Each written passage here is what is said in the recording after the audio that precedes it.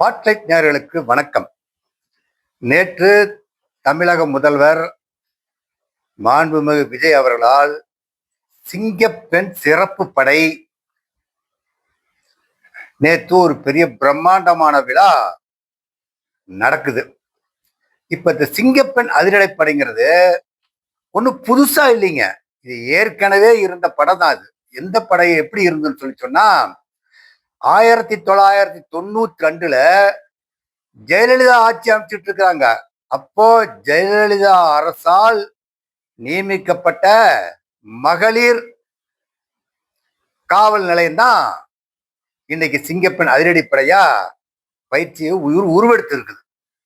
இப்ப 1992 1000 விளக்குங்கிற பகுதியில் தான் முதல்ல இந்த அனைத்து மகளிர் காவல் நிலையம் ஏற்படுத்தப்பட்டு தமிழகம் முழுவதும் விரிவுபடுத்தப்பட்டு 222 இடத்துல ஜெயலலிதா மகளிர் காவல் நிலையத்தை ஏற்படுத்தினாங்க. அப்ப 222 இடத்துலையும் 24,000 பேர் அதுல பணியமர்த்தப்பட்டாங்க. அவங்களுக்கெல்லாம் சட்ட ஒழுங்கு பாதுகாக்கிறது ஒண்ணு.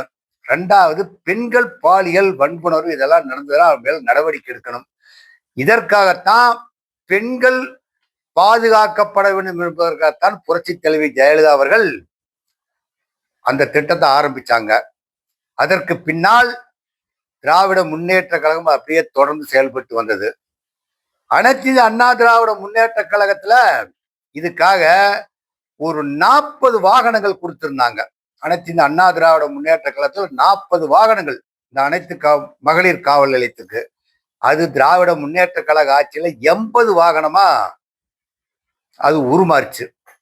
இப்போ அந்த தமிழக வெற்றி கழகம் இப்போ என்ன சொல்லி ஆட்சிக்கு வர்றாங்கன்னா, சிறுமி பலாத்காரம் பண்றாங்க, பாலியல் வன்புணர்வோட டார்ச்சர் கொடுக்குறாங்க, அதனால தமிழக மக்களே நீங்களே எங்களுக்கு ஓட்டு போடுங்க, நாங்களாம் அதை நிறுத்துறோம் அப்படின்னு சொல்லி ரீல்ஸா போட்டு தள்ளி ஆட்சியை பிடிச்சாங்க.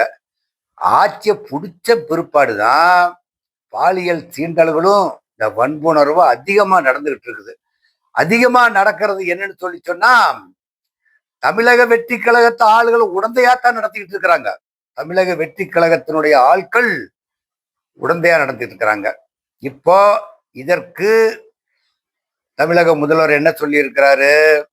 350 வாகனங்கள் புதுசா வாங்கப்படும், 2500 பேர் இன்னும் பணியமர்த்தப்படுவார்கள், மாடர்ன் ஃபெசிலிட்டிஸோட ஒரு வேன் தயார் பண்ணி எல்லாத்துக்கும் கொடுப்பாங்க, அப்புறம் ட்ரோன் மூலியமா இந்தியாவிலேயே முதல்ல அதை கண்காணிப்பாங்க அப்படின்னு சொல்லி ஒரு பெரிய திட்டத்தை வகுக்கிறார். இந்த திட்டம் எல்லாம் வகுக்கிறது நீங்க பொதுமக்களுக்கு இருக்கிறத சொல்ல வேண்டாங்க, உங்க கட்சிக்காரனுக்கு சொல்லுங்க.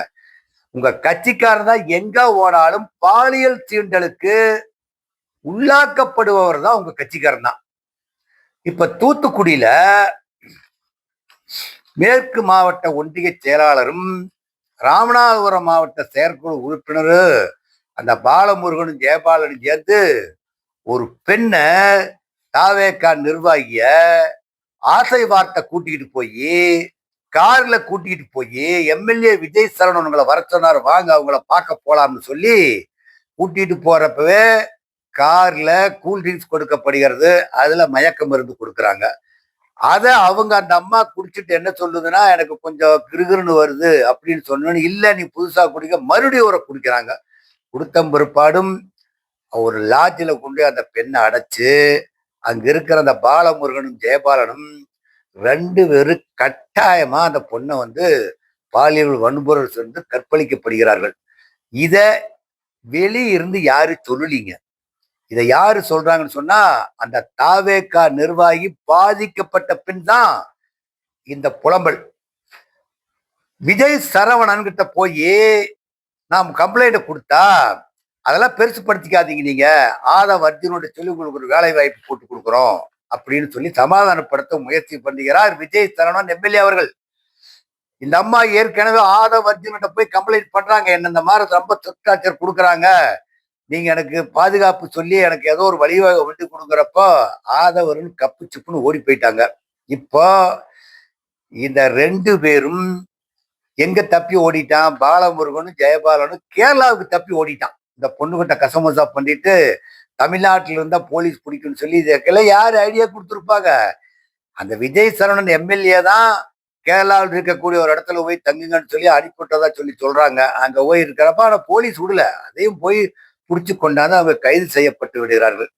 இப்போ இன்னொரு ஊர்ல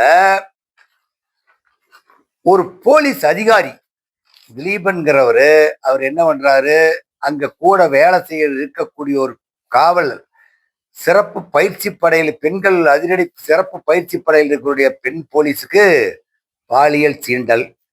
இது யாரு கொடுக்குறாங்க?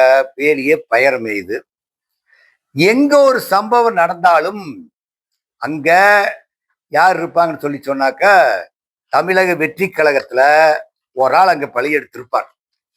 தமிழக வெற்றி கழகத்தில் இருக்கக்கூடியவங்க ஒரு ஆள் இருப்பார். தென்காசி செயற்குழு உறுப்பினர் ராபின் அவர் ஒரு பொட்டிக்கடை வச்சிருக்கிற பிள்ளைங்க செல்வி விடலீங்க.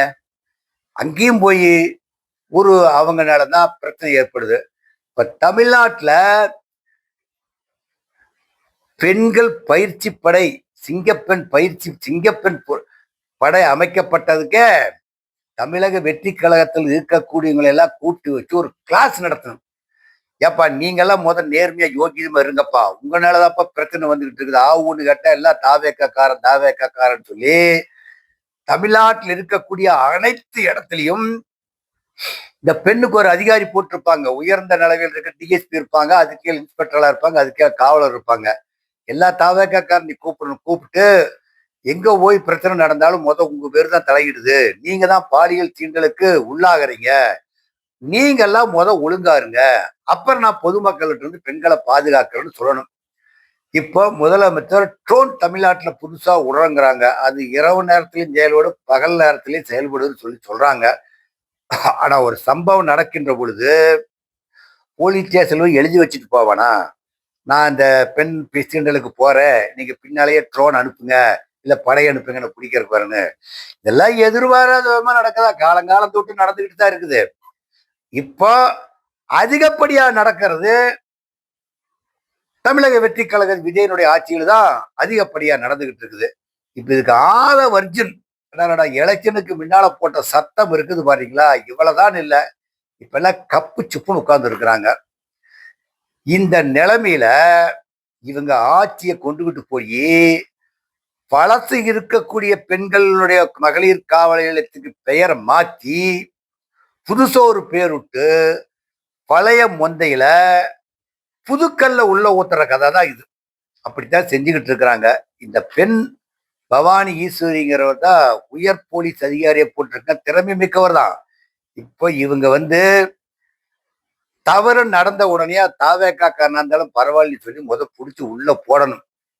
இப்ப தவறு நடக்கிறது எல்லாம் ஒரு வயதானவர்கள் யாரையும் போய் பெண்கள் சீண்டலுக்கு இதுவரை நடக்கல. எல்லா இளைஞர் பட்டாளம் தான்.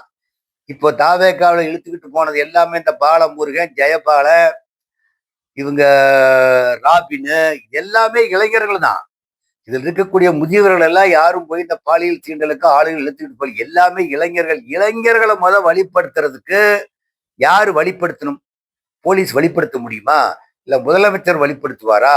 இல்ல இதுக்குன்னு போட்ட ஒரு சமூக நலத்துறை அமைச்சர் போய் வழிப்படுத்துவாரா? இல்ல வீட்டுல இருக்கிறவங்க தான் வழிப்படுத்தணும். வீட்டில் இருக்கிற பெற்றோர்கள் இளைஞர்களை அடக்கி வாசி ஒழுக்கமா வளர்த்திருந்தா இந்த பிரச்சனை எழுவதற்கு வாய்ப்பு இல்லை.